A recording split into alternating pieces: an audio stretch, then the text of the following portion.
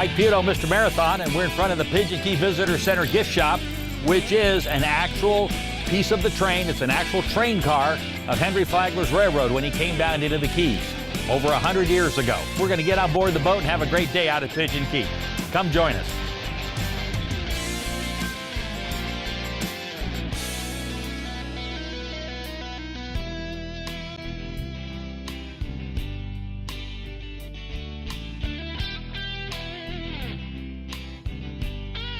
We're out here with Kelly McKinnon, who is our executive director of Pigeon Key, and he's going to explain to us what is happening out here in Pigeon Key, what's the future, and what things look like out here. So Kelly, tell us what's going on. How you doing, Mike? Thanks for coming on out today.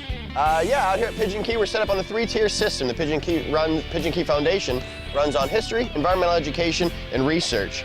So originally, Henry Flagler owned the island 100 years ago. And between 1908 to 1912, 400 men lived out here on this island and built the railroad from here on down to Key West. We're actually celebrating our centennial anniversary this year, coming up January 14th, 1912. Was the day that we'll be celebrating out here. January 21st, 1912 was the day the railroad actually hit Key West. Today, Pigeon Key offers 4 guided historical tours of the island and the buildings that still stand from that era. We also do environmental education for school groups from around the world and research with different organizations from around the country. That's awesome. And again, we do have a lot of the groups that come out here, and I know a lot of the schools and colleges also get involved out here with their education in marine sciences, correct? That's right. We do marine-based environmental science from around the country. School groups come out for anywhere from a day, 3 days to 2 weeks. They go fishing, diving, snorkeling, learn about marine habitats, invertebrates, conservation, preservation, all sorts of things like that. We really give them a unique experience out here as the only group on the island, kind of secluded, unique experience. And one of the other things that really, where we really have a good time out here on the island, and that is there's a lot of events that are going on the island, public events that come out here. You know, for example, we have small art shows. We also have a music festival, a lot of different things that take place on the island, and people can come by boat just like we arrived and be able to see the island, walk the island, and just come out here and relax. This is really a unique place, without a doubt, isn't it, Kelly? Absolutely. This is the most historically significant, most beautiful place you'll find anywhere in the Keys. You can come out on the boat, spend the entire day, grab some snorkel gear for us, snorkel around the 100-year-old bridges and around the island, and just relax, take it all in, and enjoy yourself out here on your own private island. We're here at the Section Gangs quarters with Ananda, who is the education director. Yep. Thank you for being here. It's nice to have you on board. Not a problem. Tell us a little bit about the programs that we have out here at Pigeon Key, if you would, please. Well, so we have schools from all over the country come to our island for a couple days, up to a week, depending on what the group wants. And then we provide them with marine science programs. Now, the first program we generally teach to the kids is marine habitats. We have 4 habitats in the Florida Keys. We've got seagrass beds, shallow hard bottom, coral, and mangroves. Excellent. There we go. Nope. I'm a little rusty now. It's okay, no problem. So that's the very first one we teach them, and then after a little bit of the lecture, we take them around the island, show them all those different habitats, take them up on the bridge, show them our, we have a coral reef out there, which is indicated by the Sombrero Reef Lighthouse. And a second program that we do, which is what we have right behind us here, is our fish identification program, which again is going to reincorporate all of these different habitats. So we've got mangroves way over there, seagrass beds, shallow hard bottom, and what you're seeing right here is our gorgeous coral reef. So what the kids are going to go and do is they actually identify each fish based off of morphological characteristics, bands, bars, stripes, oscillated spots, blotches, all of these things that we teach them during the lecture. And then based off of the descriptions that we have over here, they can go and name each individual fish, which is really great because when we take them out to the reef, they actually get a great oriented perspective of what fish are over in the area. We're talking with Chris, who's the operations director. Chris, tell us a little bit about the programs. All right, so middle school, high school students that come down from across the country, they come stay out here on Pigeon Key, and amongst the other education programs that we teach, we also have squid dissections, shark dissections, tons of different species get donated from local fishermen out here. Gives the kids a chance to really get hands-on into the fish, into the sharks. You know, they go home, never forget it. Tons of conservation angling programs, so the students that come out here will actually fish off the dock. I think the largest fish we caught with the students was about an 8-foot nurse shark. Tarpon, permit, bonefish.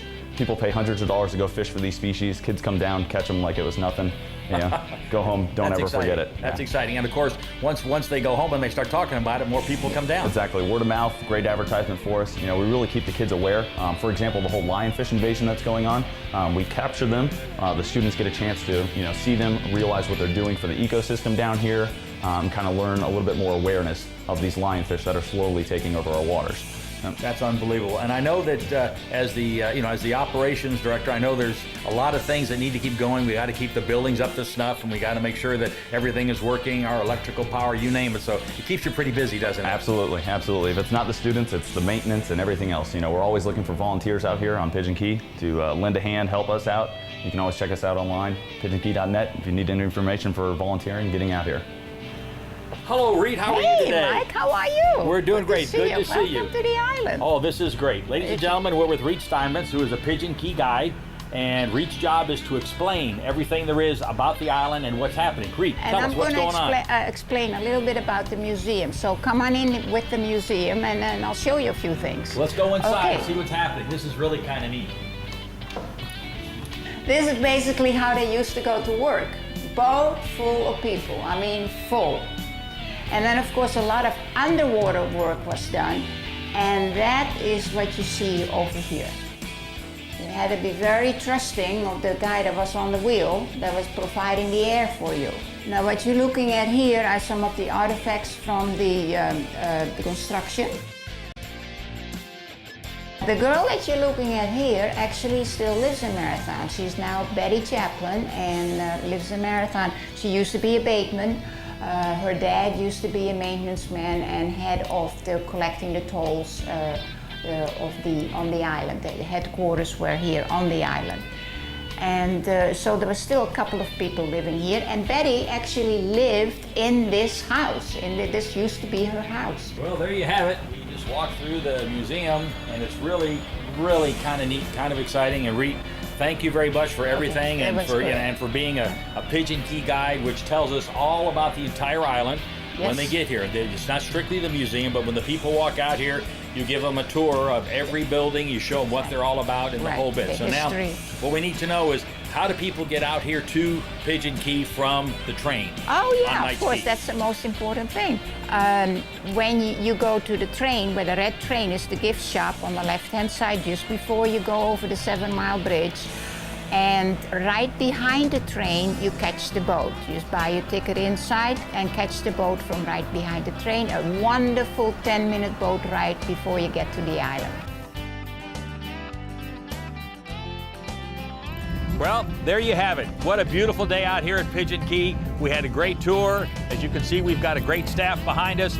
They're looking forward to you coming out to Pigeon Key and enjoying the island.